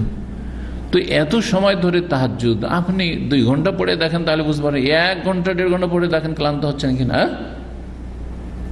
তারপরে বসে বসে কি করতেন, 2 রাকাত সালাত পড়তেন। সুতরাং যারা তাহাজ্জুদ গুজার তাদেরকে বলবো যে আপনারা 2 রাকাত বসে বসে পড়তে পারেন। এখানে বসে বসে কথা নেই, কিন্তু অন্য হাদিস আছে যে হালকা 2 রাকাত বসে পড়তেন। সুম্মা নামা, তারপরে ঘুমিয়ে গেলেন। আরেকটি ব্যাখ্যা হচ্ছে যে এই 2 রাকাত ফজরের সুন্নাত ছিল, ফজরের বেতর পরে ফজরের সুন্নাত ছিল, সেটাও হইতে পারে। জি। আজান এবং একামতের মাঝখানে বেশ কিছু সময় থাকতো, নবী সাল্লাল্লাহু আলাইহি ওয়াসাল্লাম ঘুমিয়ে যেতেন। আবার নবী সাল্লাল্লাহু আলাইহি ওয়াসাল্লাম আরেকটি সুন্নত, এবং সেটি হচ্ছে তাহাজ্জুদ গুজারদের জন্য উত্তম, যে ফজরের আগে কিছুক্ষণ শুয়ে নেওয়া। ফজর আগে আধা ঘন্টা 1 ঘন্টা হলে শুয়ে নাও, তাহলে সবচেয়ে উত্তম হচ্ছে কি, শেষ 3য় অংশের প্রথম অংশটাতে তাহাজ্জুদ পড়বেন। আর তারপরে ফজরের আজান পর্যন্ত তাহাজ্জুদ পড়া জায়েজ, কিন্তু উত্তম হচ্ছে যে ফজরের আজানের আধা ঘন্টা 1 ঘন্টা আগে তাহাজ্জুদ শেষ করে দিয়ে একটু আবার শুয়ে যাবেন, যাতে আপনার ক্লান্তি শেষ হয়ে যায়, দূর হয়ে যায়, ফজরের সালাতটা, ফরজ সালাতটা সুন্দর কোয়ালিটির সাথে পড়তে পারেন। এটা সবচেয়ে উত্তম। আজকে উত্তম তাহাজ্জুদ বললাম, তাহাজ্জুদ সবটাই জায়েজ। মিন কুল্লিল লাইলি কাদ আওতারা রাসূলুল্লাহ সাল্লাল্লাহু আলাইহি ওয়াসাল্লাম, রাতের সব অংশে রাসূলুল্লাহ সাল্লাল্লাহু আলাইহি ওয়াসাল্লাম বেতর তাহাজ্জুদ পড়েছেন, কিন্তু উত্তম হচ্ছে ফজর এখানে কিছুক্ষণ ঘুমিয়ে নেওয়া। কিন্তু এমন ব্যক্তি ঘুমাবেন যাকে জাগাবার ব্যবস্থা আছে, জাগাবার জন্য আপনার স্ত্রী আছে অথবা আর কেউ আছে, অথবা আপনি নিজে অ্যালার্ম লাগিয়ে রেখেছেন, হ্যাঁ নিজে মাশাআল্লাহ ঘুম হালকা, জেগে যেতে পারবেন। এমন আবার না হয় যে এদিকে সুন্নত আদায় করলেন আর ওইদিকে ফজরের ফরজ ছেড়ে দিলেন, আপনি সূর্য উঠে গেল, হারাম কাজ করলেন আপনি। যাদের এরকম ঝুঁকি আছে তারা কখনো ঘুমাবেন না এই সময়টাই। তারপরে সুম্মা নামা, তারপরে আবার ঘুমিয়ে গেলেন রাসূলুল্লাহ সাল্লাল্লাহু আলাইহি ওয়াসাল্লাম। তাহলে ফজর এখানে কি করলেন, ঘুমিয়ে গেলেন, মানে ঘুমে এমন বিভোর হলেন, হাত্তা সামিআতু গাতীতাহু আও খাতীতাহু, গাতীত বা খাতীত গাইন দিয়ে অথবা বাকিগুলো তা বা খা দিয়ে, দুটোর অর্থ হচ্ছে নাক ডাকা। এটা হচ্ছে, আপনারা কেউ নাক ডাকেন? হ্যাঁ, নাক ডাকেন না? নাক ডাকে, একজন মাথা ঝুঁকেছে, নাক ডাকে। নাক ডাকার লোকের রুমে কেউ থাকতে চায় না, বরং অনেক মহিলারা স্বামীর বিরুদ্ধে অভিযোগ করছে যে আমি করবোটা কি, আমার তো ঘুমিয়ে আসে না ওর সাথে। আলাদা রুমে থাকতে বাধ্য পারমিশন নিয়ে, যে উপায় নাই, তোমার সাথে আমার ঘুম আসছে না। জি হ্যাঁ, আল্লাহ হেফাজত করে, আল্লাহ হেফাজত করে। যখন খুব বেশি ক্লান্তি থাকে মাঝে মধ্যে কারো হয়, তো সেটা রোগের দোষে নাই। আর যদি সারা জীবন এইরকম খাঁ খু, আর এমন খাঁ খু, ভয়ঙ্কর আওয়াজ আর কি, হালকা নাই। আল্লাহ কোন এক সফরে, আমাদের রিয়াদ আল কাসিমের সফর ছিল, আর সেখানে আমি এক রুমে ছিলাম, তো আমার রুমে কেউ ছিল কিনা মনে হচ্ছে না, আর থাকলো একজন, আর বাকি আমাদের দিনী ভাইয়েরা কয়েকজন ছিল বড় রুমে, তারা 5-6 জন ছিল। আর তাদের মধ্যে 2 জনই একেবারে যেটাকে বলে স্পিডে সারা রাত বাকি ভাইদেরকে ঘুমাইতে দিন। 8-10 জন ছিল, 2-3 গাড়ি নিয়ে আমার একটা বক্তব্য ছিল, তো ওতে গিয়েছিল ভাইয়েরা, সারা রাত ঘুমাইতে দেয়নি। বলছে শেখা আমরা ঘুমাইতে পারিনি এই 2 জনের জন্য। একজন তো দেখি যে হলে পড়ে আছে, হলে ঘুমাচ্ছে, বলছে এইখানে ঘুমাইতে দেয়নি রুমে, তখন হলে পড়ে আছে। আল্লাহ অবস্থা। রাসূলুল্লাহ সাল্লাল্লাহু আলাইহি ওয়াসাল্লামের আওয়াজ আসতে শুরু হয়েছে, ঘুমের যে একটা আওয়াজ আসে, কিন্তু নবী সাল্লাল্লাহু আলাইহি ওয়াসাল্লামের ওই নাক ডাক হইতো না, সেটা যে ঘুমের একটা আওয়াজ হয় সম করে, সে আওয়াজটাই ছিল। সুম্মা খারাজা ইলা সালাত, তারপরে ফজরের সালাতের জন্য বেরিয়ে পড়লেন। উজু করলেন কিনা বলা হয়নি। একটি হাদিস রয়েছে রাসূলুল্লাহ সাল্লাল্লাহু আলাইহি ওয়াসাল্লাম ঘুমিয়ে গেলেন, ওয়ালামিয়াত, আর উজুও করলেন না। কেন? এটা যদি গভীর ঘুম হয়, যাতে আপনার সাঁ বা আপনার নাক ডাকা শোনা যাচ্ছে, তার মানে গভীর ঘুম ঘুমাচ্ছেন আপনি, কিছু আপনি টের পাচ্ছেন না আশেপাশে কি হচ্ছে, আপনার বায়ু নির্গত হচ্ছে কি হচ্ছে না, কোনো কিছু টের পাচ্ছেন না। এটা সমস্ত লোকদের ক্ষেত্রে প্রযোজ্য, কিন্তু রাসূলুল্লাহ সাল্লাল্লাহু আলাইহি ওয়াসাল্লামের ক্ষেত্রে নয়। কারণ রাসূলুল্লাহ সাল্লাল্লাহু আলাইহি ওয়াসাল্লাম ঘুমের অবস্থায় কি বলেছেন তিনি? তানামু আইনায়া ওয়ালা ইয়ানামু কলবি, আমার 2 চক্ষু ঘুমায়, কিন্তু আমার হৃদয় অন্তর ঘুমায় না। স্বপ্নে মালায়েকা ফেরেশতা এসছেন, জিবরাইল মিকাইল, এসে বলছেন ইন্না আইনাহু তানামান ওয়ালা ইয়ানামু কলবুহু, এই মুহাম্মদ সাল্লাল্লাহু আলাইহি ওয়াসাল্লামের 2 চক্ষু কি করে? ঘুমায় না, তানামান ওয়ালা ইয়ানামু কলবুহু, কিন্তু তার হৃদয় কলব ঘুমায় না। কেন? রহস্য কি বলতে পারেন কেউ? রহস্য, রাসূলুল্লাহ সাল্লাল্লাহু আলাইহি ওয়াসাল্লামের কাছে যে কোনো সময় ওহী আসতে পারে, নিদ্রা অবস্থায়, জাগ্রত অবস্থায়, যে কোনো সময় ওহী আসতে পারে। তো নবী সাল্লাল্লাহু আলাইহি ওয়াসাল্লামকে আল্লাহ এই মুজিজা, এই বৈশিষ্ট্য দিয়েছিলেন যে তার কলব, হার্ট, তার হৃদয়টা সবসময় জাগ্রত থাকতো। কলবহু ইয়াকদান, হাদিসে রয়েছে, ফেরেশতার মালায়েকা হাদিসে রয়েছে কলবহু ইয়াকদান, জাগ্রত রয়েছে।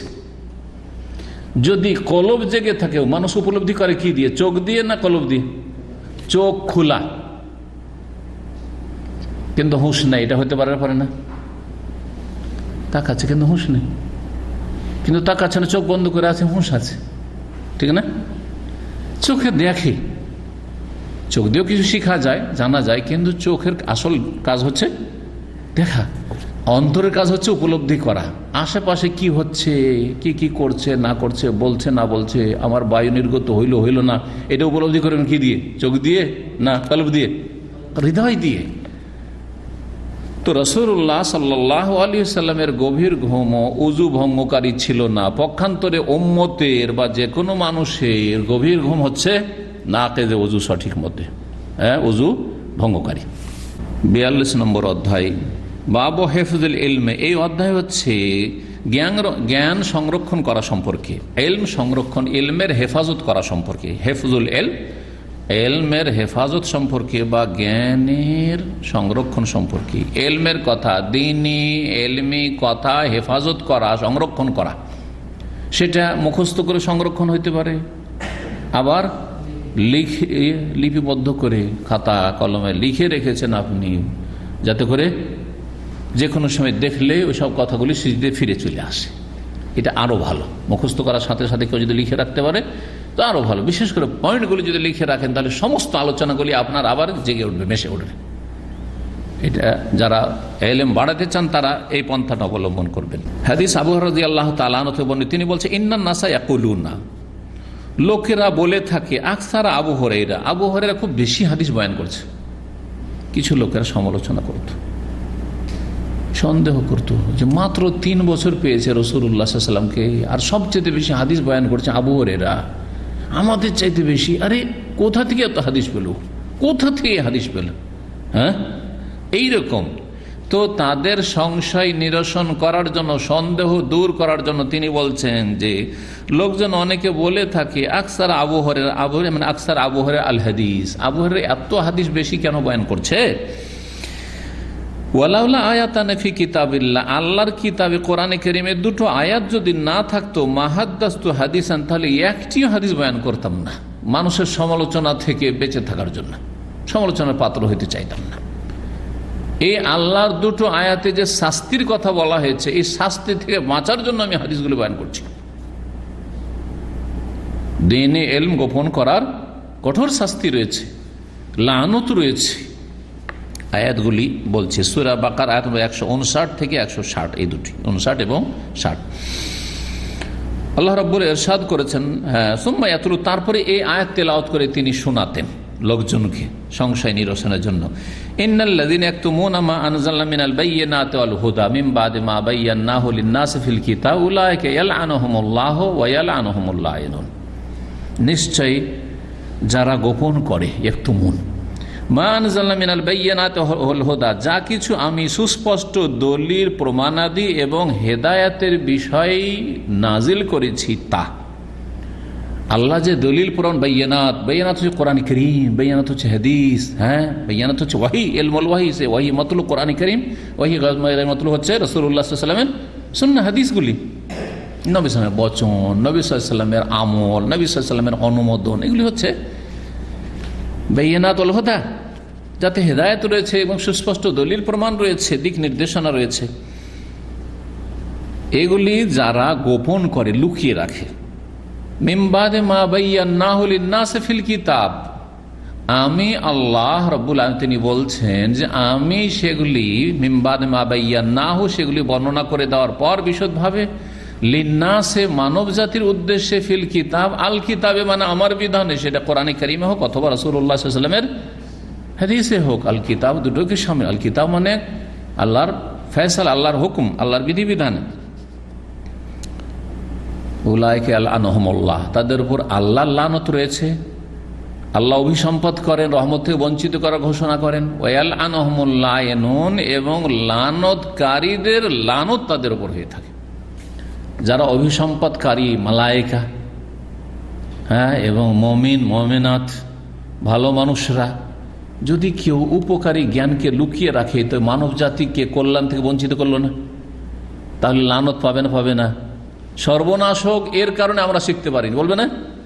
এ আমাদেরকে সঠিক কথা শেখায়নি, এ আমাদেরকে সঠিক কথা বলেনি, এ আমাদেরকে তাওহীদের জ্ঞান দেয়নি, সুন্নতের জ্ঞান দেয়নি, এর কারণে আমরা অনেক নবীর জ্ঞান থেকে আমরা বঞ্চিত থেকেছি। লানত হবে না? উলাইকা লাআনহুমুল্লাহু ওয়া লাআনহুমুল লাঈনুন ইল্লাল্লাযীনা তাবু মিন বাদি যালিকা ওয়া আসলাহু ওয়া বায়্যানু, আর তবে যেই ব্যক্তি তওবা করবে, হয়তো গোপন করে দিয়েছিল প্রথম দিকে, কিন্তু তওবা করে নিল, মানে এখন বর্ণনা করা শুরু করে দিল, আর গোপন রাখে না, আর কি করলো, বয়ান করে দিল বিশদভাবে, নিজের সংশোধন করলো। ফাউলাইকা আতুবু আলাইহিম, তাদের আমি তওবা কবুল করব, ওয়া আনা তাওয়াবুর রাহিম, এবং আমি তওবা কবুলকারী দয়ালু। এই 2টো আয়াত পাঠ করে শোনাতেন রাহিম পর্যন্ত, যে বললাম রাহিম, ওয়ানা তাওয়াবুর রাহিম। ইন্না ইখওয়ানা, তারপরে কারণ বর্ণনা করছেন, আমি 3 বছরে এত হাদিস কি করে জানলাম? খাইবারের বছরে তিনি ইসলাম গ্রহণ করেছেন, আর মুহাজিরিনরা 15 বছর, 18 বছর, 20 বছর অনেকে থেকেছে সাথে, আবার আনসারীরা কমপক্ষে 10 বছর পেয়েছে, অনেকে হিজরত করে যখন এসে রাসূলুল্লাহ, তারপর 10 বছর, তাও কেন এত হাদিস পাইনি? কারণ বর্ণনা করছেন, ইন্না ইখওয়ানানা মিনাল মুহাজিরিন কানা ইয়াশগালুহুমুস সাফকু বিল আসওয়াক, কারণ আমার মুহাজির ভাইরা যারা মক্কা থেকে হিজরত করে এসেছিলেন তাদেরকে হাটে বাজারের ব্যবসা বাণিজ্য ব্যস্ত রেখেছিল। তারা কেনাকাটায় ব্যস্ত থাকতো। মাল সামান কিনে নিয়ে আসো, আবার বিক্রি করো। সকালবেলা কিনে নিয়ে আসছে, বিকেলবেলা বিক্রি করছে, হাটে লাগাচ্ছে। করছে না ব্যবসায়িকরা ব্যস্ত, ব্যবসা বাণিজ্য নিয়ে ব্যস্ত। ওয়াইন্না ইখওয়ান আনসার, আর আমার যারা আনসারি ভাই, কান ইয়াশগালুহুমুল আমালু ফি আমওয়ালিহিম, তাদেরকে তাদের যে জমি জায়গা বাগান রয়েছে, তাদের ধন সম্পদ এগুলি ছিল। খেজুর বাগান যে মদিনায় রয়েছে আনসারীদের, তাতে তাদের মেহনত পরিশ্রমের কাজ তাদেরকে ব্যস্ত রেখেছিল। সকাল হইলেই মাঠে ছুটলো, খেজুর বাগানে ছুটলো, সারাদিন কাজ করলো, ক্লান্ত হয়ে এসছে, আর শরীর চলে না, কি আর কত শিখবে। তারপরে সারাদিনে তো অনেক কথাই রাসূলুল্লাহ মসজিদ নববীতে বললেন, ওগুলো ছুটলো না। ওয়াইন্না আবু হুরায়রা কানা ইয়ালজামু রাসূলুল্লাহ সাল্লাল্লাহু আলাইহি ওয়াসাল্লাম লিশিফি বাতনিহি। পক্ষান্তরে আবু হুরায়রা, মানে আমি আবু হুরায়রা বলছেন, আবু হুরায়রা আমি কি করতাম, কানা ইয়ালজামু রাসূলুল্লাহ রাসূলুল্লাহ সাল্লাল্লাহু আলাইহি ওয়াসাল্লামকে জড়িয়ে থাকতেন। রাসূলুল্লাহ সাল্লাল্লাহু আলাইহি ওয়াসাল্লামকে সব সময় ধরে থাকতেন, রাসূলুল্লাহর সাথে সব সময় থাকতেন। লেশেবায়ে বাতনেহি, আমাদের দেশের ভাষায় যেটাকে বলে যে পেটে ভাতে বুঝেন, পেটে ভাতে, এটা শুদ্ধ ভাষা। আমাদের আঞ্চলিক ভাষা বলে পেট ভাতটা কাজ করা। গরিব ছেলেরা বা কাজের মেয়েরা, অনেক আমার দেশের লোকেরা কিন্তু বেতন দেয় না মাসিক। দোকানে কাজ করছে, হোটেলে কাজ করছে, কোনো বেতন দেয় না, এরকমও করে। কি করে? পেট ভাতটা কি হচ্ছে, পেট ভাতটা কাজ করছে, তার মানে খেয়ে দিয়ে শোধ। ওই যে খেতে দিচ্ছে, ওই খাওয়া দাওয়া করে শোধ। তো বলছেন যে আমি রাসূলুল্লাহ সাল্লাল্লাহু আলাইহি ওয়াসাল্লামকে সব সময় জড়িয়ে থাকতাম, সব সময় নবী সাল্লাল্লাহু আলাইহি ওয়াসাল্লামের সাথে একবারে সোহবতে থাকতাম। ব্যাস যা পেলাম পেট ভাত মানে আমি আর কোনো চিন্তা করতাম না, নবী সাল্লাল্লাহু আলাইহি ওয়াসাল্লামের কাছে থাকবো। আর মসজিদ নববীতে থাকতেন, এর আগে বলেছি। আবু হুরায়রা রাদিয়াল্লাহু আনহু কোথায় থাকতেন? আসহাবে সুফফাদের একজন ছিলেন তিনি। মসজিদ নববীতে 24 ঘন্টা মসজিদ নববীতে, মসজিদে ঘুমানো, মসজিদে সালাত আদায় করা। মসজিদে কেউ যদি এনে একটা খেজুরের কিছু ঝুলিয়ে দিল, ওখান থেকে 2-4টা খেজুর পেলেন। নবী সাল্লাল্লাহু আলাইহি ওয়াসাল্লামের জন্য কখনো যদি হাদিয়া আসলো, দুধ আসলো, নবী সাল্লাল্লাহু আলাইহি ওয়াসাল্লাম সাহাবায়ে কেরামদেরকে পান করাতেন, আসহাবে সুফফাকেও পান করলেন, নিজেও পান করলেন, তার মধ্যে একটু যা পেলেন। আর কখনো কয়েকদিন ধরে কিছুই খেতে পেতেন না, অনাহারে থাকতেন। এমন নয় যে সবসময় পেট পুরে খেতে পেতেন। আবু হুরায়রা রাদিয়াল্লাহু তাআলা আনহু খিদার তাড়নায় বেহুশ হয়ে পড়ে গেছেন রাস্তায়, মসজিদ নববীতে ঢোকার আগে পড়ে আছেন। ওমর রাদিয়াল্লাহু তাআলা অতিক্রম করছেন, এত খিদা একটু হুঁশ হয়েছে, একটু কথা বলছেন, যে ফিস করে কথা বলো, বুঝতে পারবে যে খুব ক্ষুধার্ত হয়েছে। ওমর হয়তো বুঝতে পেরে কিছু আমাকে খাবার দাবার দিবে হয়তো। ওমর রাদিয়াল্লাহু তাআলার সাথে একটু কথা বললেন, উনি উত্তরটা দিয়ে, একটা জিজ্ঞাসা করলে উত্তরটা দিয়ে চলে, বুঝতে পারলেন না যে ব্যাপারটা কি উদ্দেশ্যে আবু হুরায়রা কথা বলছে। আবু বকর সিদ্দিক রাদিয়াল্লাহু তাআলা আনহু ওখান দিয়ে যাচ্ছিলেন, ওই কথা বুঝতে পেরেছেন তিনি। প্রচন্ড খিদা লেগেছে আবু হুরায়রাকে, খিদাতে পড়ে গেছে, আর চলতে পারছে না। আল্লাহু আকবার। এইভাবে দিন শিখেছেন। আর আমাদের ভাইয়েরা, আরে আবার খাবার দাবারের চিন্তা আছে, তো খাবার দাবার নাই, কোথায় আবার খাওয়া দাওয়া করবো, যাবো না। ওয়াহদুর মা লা ইয়াহদুরুন, এবং আবু হুরায়রা উপস্থিত থাকতো যেখানে মুহাজিরিন আনসাররা উপস্থিত থাকতো না। ওয়াহফাজু মা লা ইয়াহফাজুন, এবং আবু হুরায়রা মুখস্থ রাখতে পারতো, হেফজ করতো, সংরক্ষণ করে রাখতো, যা মুহাজিরিন আনসাররা সংরক্ষণ করে রাখতে পারতো না। কারণ তারা তো পেতই না সুযোগ, ব্যস্ত, অনেক কিছু তারা জানতে পারতো না, আমি জানতে পারতাম, সবসময় আছি নবী সাল্লাল্লাহু আলাইহি ওয়াসাল্লাম। এলেমের সংরক্ষণ করা অধ্যায় ছিল। 119 নম্বর হাদিস, সাহাবী আবু হুরায়রা রাদিয়াল্লাহু তাআলা আনহু বর্ণনা করছেন, তিনি বলছেন, কুলতু ইয়া রাসূলুল্লাহ, আমি একবার বললাম, হে আল্লাহর রাসূল, ইন্নী আসমাউ মিনকা হাদিসান কাসীরান আনসাহ, আমি আপনার কাছ থেকে অনেক হাদিস শুনছি কিন্তু ভুলে যাচ্ছি। অভিযোগ করলেন, বয়স হয়ে গেছে, বয়স হলে মানুষ ভুলে যায় বেশি, যত বয়স হবে তত ভুলবে। আল্লাহ। কালা নবী সাল্লাল্লাহু আলাইহি ওয়াসাল্লাম বললেন উবসুতরে দাকা, তোমার চাদরটা সম্প্রসারিত কর, বিছিয়ে দাও। চাদর বিছিয়ে দিতে বললেন। ফাবাসাত, চাদরটাকে তখন বিছিয়ে দিলাম। একটি চাদর ছিল গায়ে। তখনকার যুগে যদি কারো কাছে খুব ভালো কাপড় থাকে তো একটা উপরে চাদর আছে গায়ে, না গেঞ্জি না জামা না কিছু, একটা চাদর আর নিচে একটা লুঙ্গি ফুল্লা, দুটা জোড়া। অনেকের একটাই কাপড় থাকতো, এইখানে করে বেঁধে নিতেন। ছোট বাচ্চাদেরকে শীতকালে আমাদের দেশে বেঁধে দেয়, দেখেছেন চাদরগুলো এদিক থেকে ওইদিকে এখানে করে বেঁধে দেয়, একবারে ছোট বাচ্চাদের নিচ পর্যন্ত থাকে, হাঁটু হাঁটু পর্যন্ত। হ্যাঁ, থাকে না, ওতেই সালাত আদায় করতেন। ওইটাতে লজ্জা স্থানও ঢাকা হইতো, হাঁটু পর্যন্ত ঢাকা হইতো, ওপর কাঁধও ঢাকা হইতো। এই জন্য তো নবী সাল্লাল্লাহু আলাইহি ওয়াসাল্লাম বলেছেন, সহিহ হাদিস রয়েছে, লা ইউসাল্লি আহাদুকুম ফি সাওবিল ওয়াহিদ লাইসা আলা আতিকিহি মিনহু শাই, তোমাদের মধ্যেকার এমন কোন ব্যক্তি একটা কাপড়ে যেন সালাত এমন ভাবে আদায় না করে যে কাঁধের উপর কিছু নেই, একটাই শুধু কাপড় আছে, তো কাঁধের উপর বাঁধো যাতে করে কাঁধটাও ঢাকে, আর এদিকে হাঁটু পর্যন্ত নাভি থেকে নিয়ে যেটা আসলে আওরাত সেটাও যেন আবৃত হয় পুরুষের ক্ষেত্রে। আর এমনটা করিও না যে লুঙ্গি কোমরে বেঁধে নিলে আর এইদিকে গা খোলা, হ্যাঁ কাঁধ খোলা, এমনটা করিও না, এটা ঠিক নয়। কিছু ওলামারা বলেছে এটা মাকরুহ, কিছু বলেছে না জায়েজ। কিন্তু কারো যদি কাপড় না থাকে, শুধু একটা লুঙ্গি আছে, কাঁধে এদিকে উঠাইলে ওইদিকে রান খুলে যাবে, তো কি করবে? তাহলে কোমরে বাঁধবে, কোমরের ওপরে নাভির ওপরে বাঁধবে, আর তারপরে নিচের ভাগে যেটা আসল আওরাত গালিজ আওরাত যেটা, সেটা ঢাকবে। আর এই কাঁধ আওরাত নাই, তবে লেবাসুস সালাহ, পোশাক, সালাতের পোশাক হচ্ছে যে কাঁধটা ঢাকা, সুতরাং কাঁধ খুলেও সালাত হবে। কাঁধ সেন্টু গেঞ্জি পরে থাকলে কাঁধ খোলা থাকে না, সুতরাং সেন্টু গেঞ্জি পরে সালাত আদায় করা মাকরুহ, অপছন্দনীয়, যদি তারপর একটা গামছা না থাকে। হ্যাঁ, গামছা থাকলে ঠিক আছে, দেখে নিচ্ছেন, বোঝা গেছে। কিন্তু হাফ গেঞ্জি আমাদের দেশের বিদ্যার্থীদের বাড়াবাড়ি আছে, হাফ গেঞ্জি পরে সালাত মাকরুহ, বলে না, এগুলো ভুল কথা, মিথ্যা কথা, ভুয়া কথা। জি, হাফ গেঞ্জি তো অসুবিধা নেই, কারণ এগুলো ঢাকতে হবে এমন কোনো ব্যাপার নেই, এমন কোনো দলিল নেই যে এই পর্যন্ত ঢাকতে হবে হাত পুরুষদের। হ্যাঁ, মহিলাদের ঢাকতে হবে। বলছেন যে ফাবাসাতহু, আমি চাদর বিছিয়ে দিলাম। কালা ফাগারাফা বিয়াদাইহি, নবী সাল্লাল্লাহু আলাইহি ওয়াসাল্লাম দুই হাতে এই অঞ্জলি দিলেন। অঞ্জলি দুই হাতে মনে হচ্ছে কিছু নিয়ে দিয়ে দিলেন চাদরে, এরকম বললেন।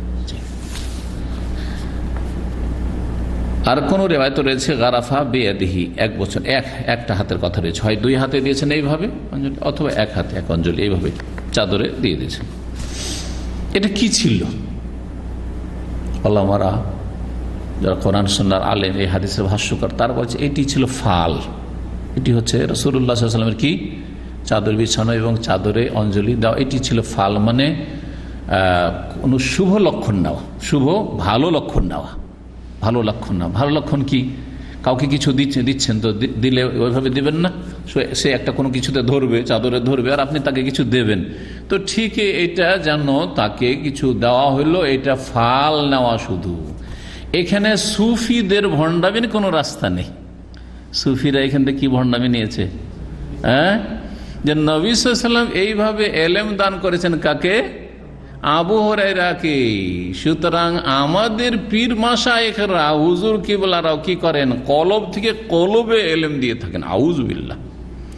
জিবরাইল আলাইহিস সালাম নবী সাল্লাল্লাহু আলাইহি ওয়াসাল্লামকে চেপে ধরেছেন আর কলব থেকে কলবে এলেম দিয়েছেন। এইখান থেকে চোরা রাস্তা বের করেছে এ বদ প্রকৃত বিদাতিরা, যে আমাদের ওলামা মাশায়েখ হুজুররা কি করেন? আকাবেরগণ, তারা কলব থেকে কলবে এলেম মুনতাকিল করেন। এই বেদাতি গুমরাহি কথা এক পাকিস্তানি নাগরিক হয়ে আছে সৌদি আরবের মক্কাতে, এই বেদাতি কথা তার আলোচনাতে আছে, ঠিক না? আপনি তো আমাকে এসে শুনিয়েছিলেন। জি, এই যে সাক্ষী আছে। দেওবন্দের হুজুর পরীক্ষা হলের গেটে গিয়ে দাঁড়িয়ে গেছে, আর তারপরে কলব থেকে কলবে এলেম মুনতাকিল করছে।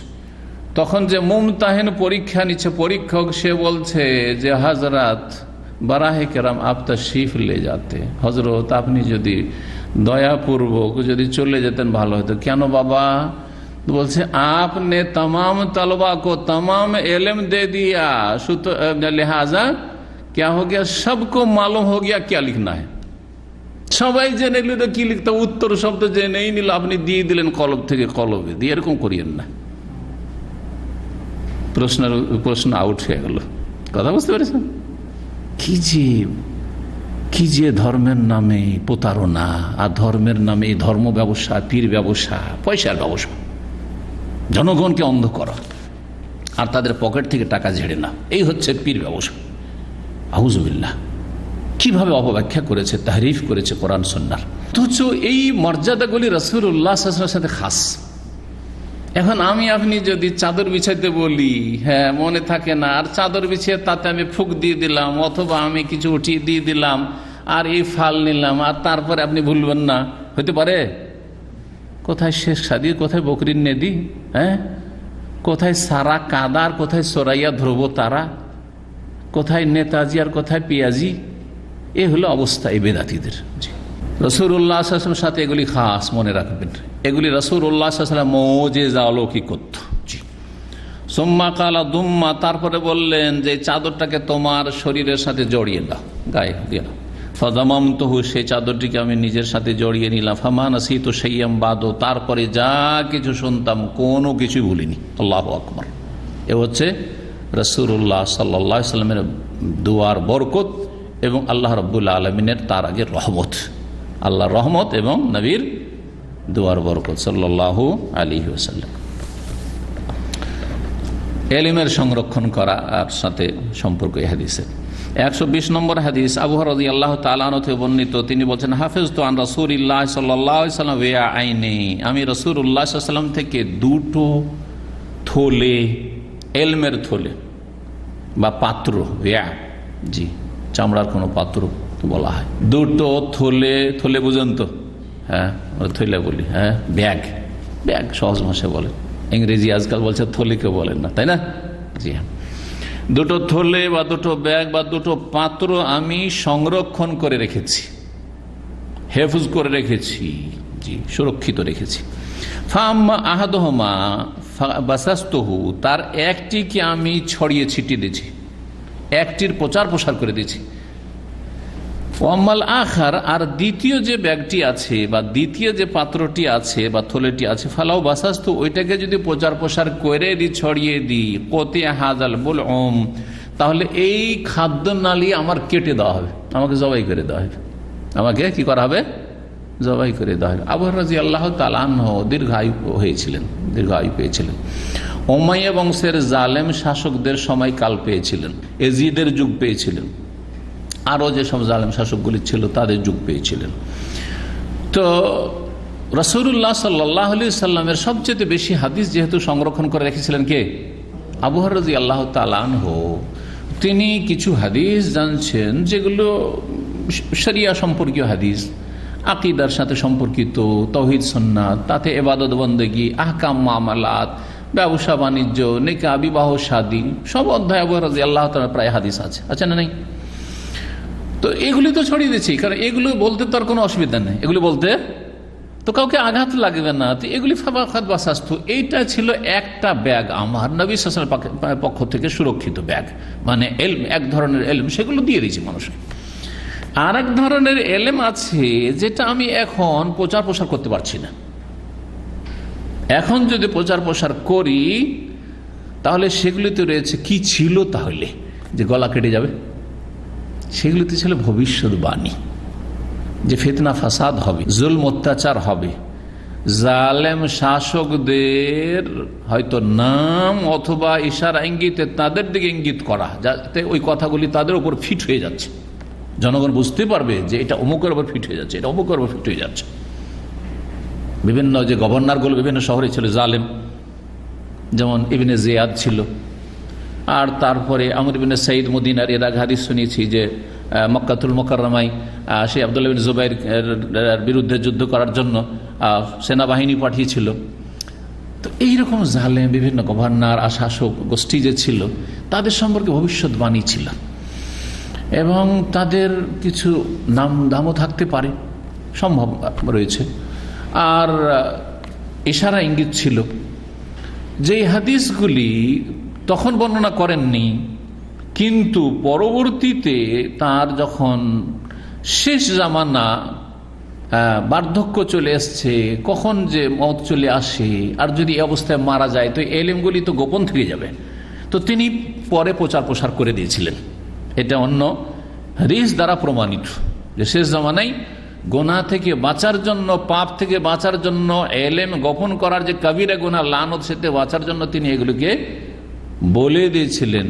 বিশেষ বিশেষ লোকদেরকে বলে দিলে যথেষ্ট, যে তারা জেনে গেল, তার প্রচার হতে থাকবে। তার মধ্যে একটি হাদিস শোনাই। তিনি বলতেন, আল্লাহুম্মা ইন্নী আউযু বিকা মিন রাসিস সিত্তিন বা আউযু বিল্লাহি মিন রাসিস সিত্তিন। 60 হিজরি বা 60-এর দশক, 60-এর দশক মানে 60 হিজরি, 60-এর দশকের অনিষ্ট থেকে আমি আল্লাহর আশ্রয় কামনা করছি বা আশ্রয় গ্রহণ করছি। আর 60-এর দশকই ছিল ইয়াজিদের যুগ।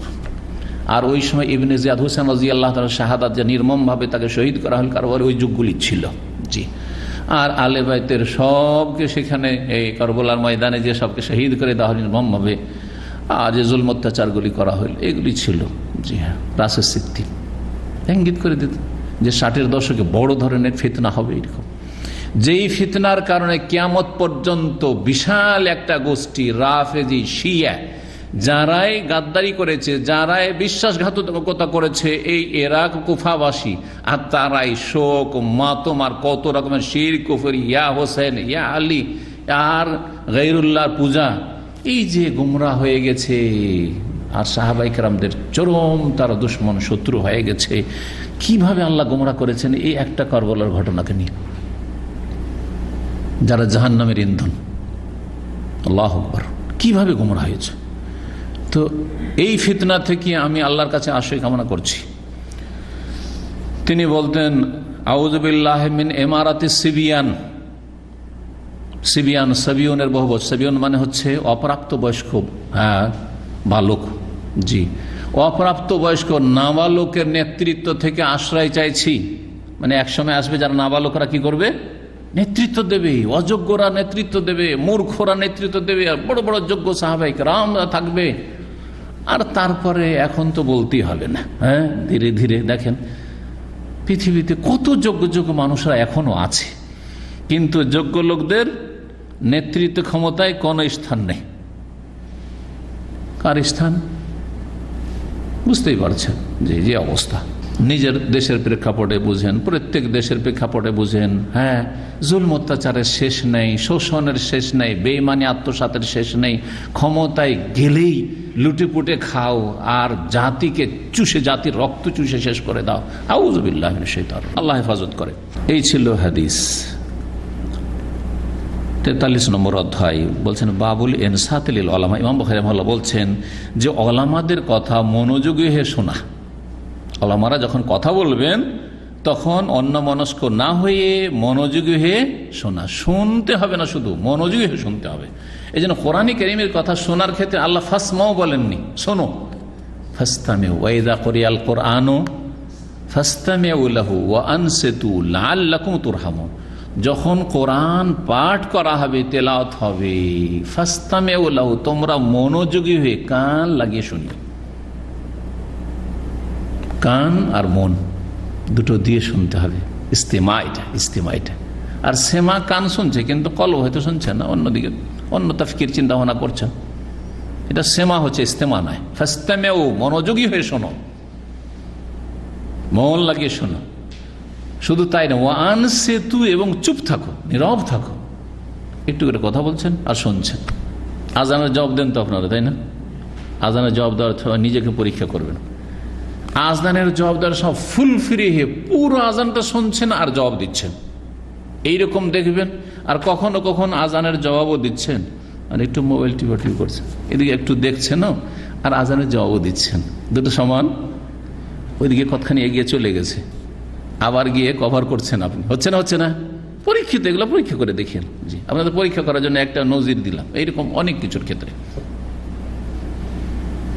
আলোচনা শোনার সময় একটু মোবাইলটাও খুলছেন আর দেখছেন কার কল আসলো, একটু দেখেও নিলেন, ওই দিকেও তাল দিলেন আর আমার এই দিকেও তাল দিচ্ছেন, সমান।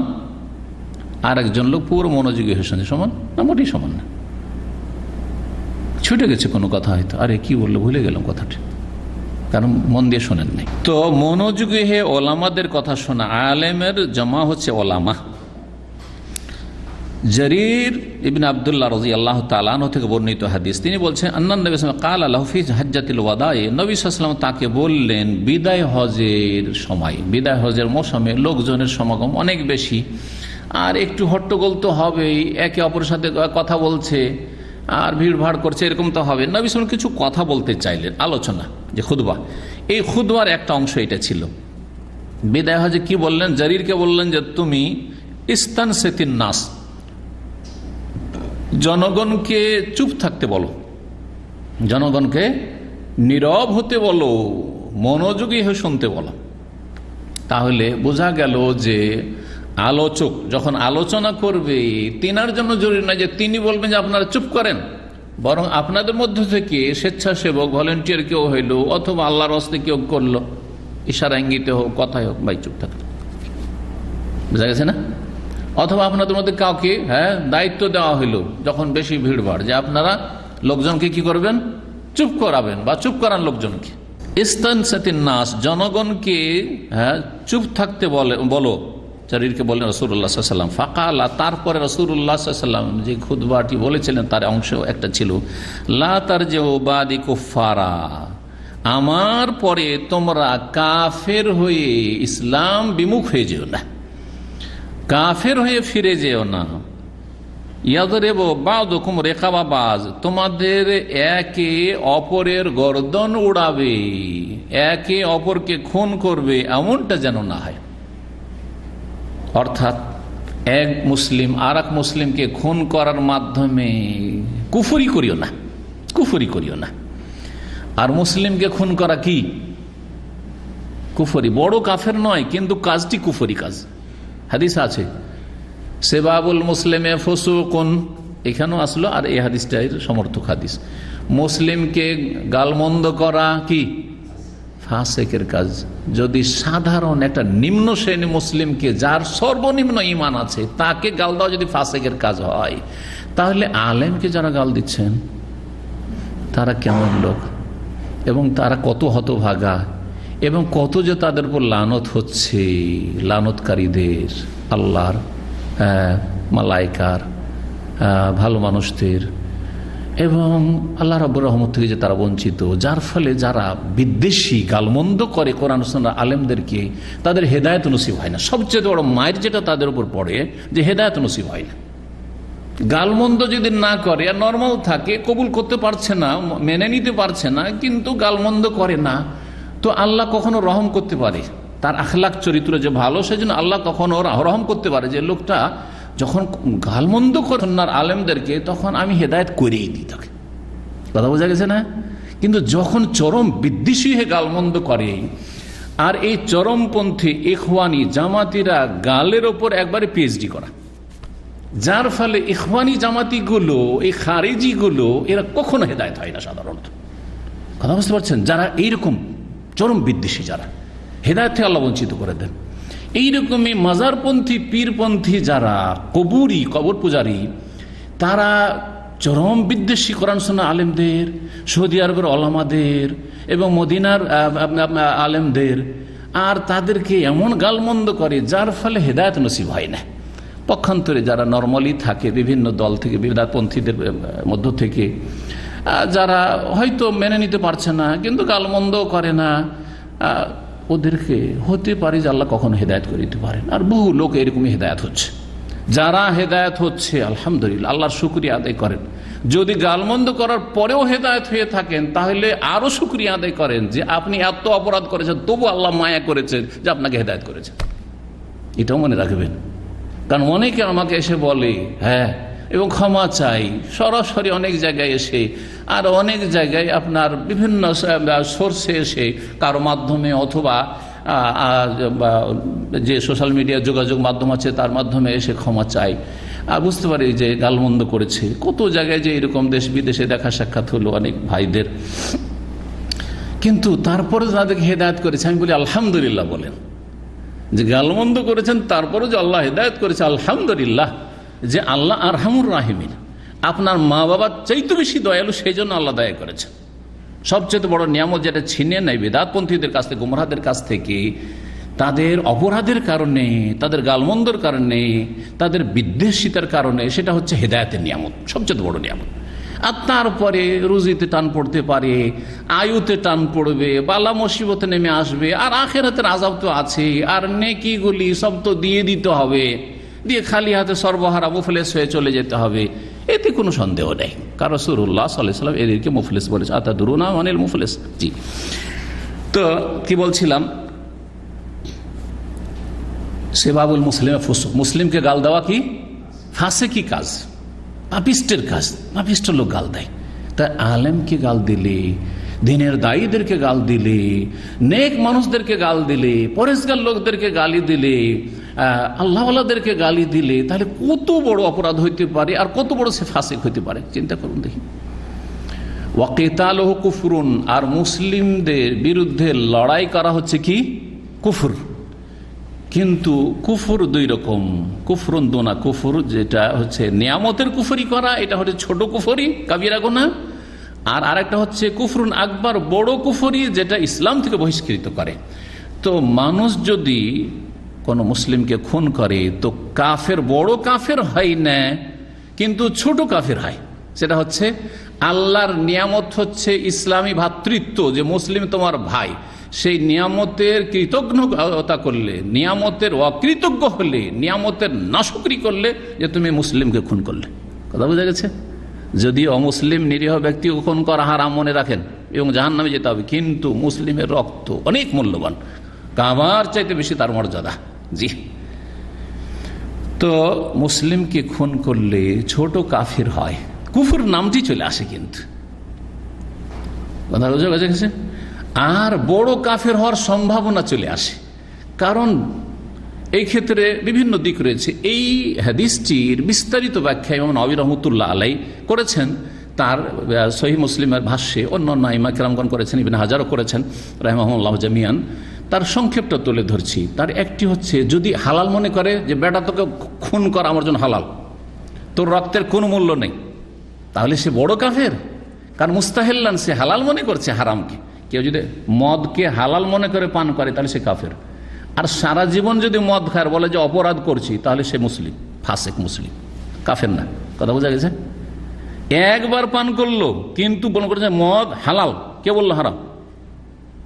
জেনা সম্মতিতে হইলে হালাল, কে বললো? ধর্ষণ হারাম, কিন্তু জেনা সম্মতিতে হালাল, এই কথা যদি একবার বলে, সে কাফের সাথে সাথে। কেন? মুস্তাহিল, সে হারামকে কি করলো? হালাল মনে করলো। পক্ষান্তরে জেনাকারী কাফের নাই, যদি সে নিজের অপরাধকে মানে যে আমি অপরাধী, হ্যাঁ আমি অন্যায় কাজ করেছি, অন্যায় কাজ হচ্ছে আমার দ্বারা, তাহলে সে ফাসিক, পাপিষ্ট, কিন্তু সে কাফের নয়। কথা বোঝা গেছে? তাহলে মুসলিমকে কেউ যদি খুন করে এই নিয়তে যে খুন করা হালাল, এর রক্তের কোনো মূল্য নেই, তাহলে সে বড় কাফের। আর যদি হারাম মনে করে তারপর খুন করে, তো কুফরির কাছাকাছি চলে যায়, কুফরির কাছাকাছি চলে যায়। কারণ এক পাপ বহু পাপকে ডেকে নিয়ে আসে, এক পাপ বহু পাপকে নিয়ে আসে, পরীক্ষিত এটা। আপনি দেখবেন যারা পাপ করে, একটা পাপ করতে করতে দুটা করতে করতে 5টা, 10টা, 20টা, 50টা, ধর সারা রাত দিন পাপ করতে থাকে, পাপ আর পাপ, পাপ আর পাপ। আর নেকিকে টেনে নিয়ে আসে। আপনি নেকির কাজ করা শুরু করেন, দেখুন এক নেকিতে আর এক নেকি বাড়ছে, নেকির কাজ বাড়াইতে চেষ্টা করেন, প্রতি মাসে প্রতিদিনে কিছু না কিছু নেকি বাড়ান। গত জুমাতে ওই নেকি ছিল না, আজকের জুমাতে আমি নবী সাল্লাল্লাহু আলাইহি ওয়াসাল্লামের সালাতু সালাম বেশি পড়ব, 100 বার করে কালেমা তাওহীদ পড়ব। হ্যাঁ, সবচেয়ে প্রিয় বাণী আল্লাহর কাছে সুবহানাল্লাহ, আলহামদুলিল্লাহ, আল্লাহু আকবার, লা ইলাহা ইল্লাল্লাহ, আমি এতবার পড়ব। দেখেন যে আমল বাড়ে কিনা। তো নেকিটিকে টেনে নিয়ে আসে, আর পাপকে টেনে নিয়ে আসে। তো যেই ব্যক্তি কোনো মুসলিমকে খুন করবে, ধীরে ধীরে সে কুফরির কাছে চলে যাবে, বরং কাফের হয়ে যেতে পারে। তাই বলেছেন রাসূলুল্লাহ সাল্লাল্লাহু আলাইহি ওয়াসাল্লাম, লা তারজু বাদি কুফারা, আমার পরে তোমরা কাফেরে পরিণত হয়ে যেও না। এক মুসলিম আর এক মুসলিমকে খুন করলে ধীরে ধীরে কি হয়ে যাবে? কাফের হয়ে যাবে। সেটা বিভিন্নভাবে হইতে পারে। সেটা ছোট কুফরি একটা ব্যাখ্যা, আর একটা হচ্ছে হালাল মনে করলে বড় কুফরি, আর একটা হচ্ছে ধীরে ধীরে পাপ, যেহেতু ছোট পাপ বড় পাপকে নিয়ে আসে। তো খুন করা এত বড় পাপ যার স্থান হচ্ছে শিরক কুফরির পরে, সুতরাং যেই ব্যক্তি মুসলিমকে খুন করে দিতে পারে, কালকে সে মূর্তি পূজাও করতে পারে, সে মাজারে সেজদা করতে পারে, সে নাস্তিকও হয়ে যেতে পারে। বুঝতে পারছেন কিনা? জি হ্যাঁ, তো আশা করি বুঝতে পেরেছেন। তো এই হাদিসে বাবের সাথে, অধ্যায়ের সাথে যেটা সম্পর্ক, সেটা হচ্ছে ওলামাদের কথা শোনার জন্য মনোযোগী হয় এবং চুপ থাকা। নবী সাল্লাল্লাহু আলাইহি ওয়াসাল্লাম বলেছে ইস্তানসিতিন নাস, লোকজনকে চুপ থাকতে বলো। এখানে আজকের আলোচনা শেষ করছি। ওয়া জাযাকুমুল্লাহু খাইরান ওয়া সাল্লাল্লাহু ওয়াসাল্লাম আলা নবিয়িনা মুহাম্মদ ওয়া আলা আলিহি ওয়া সাহবিহি আজমাইন।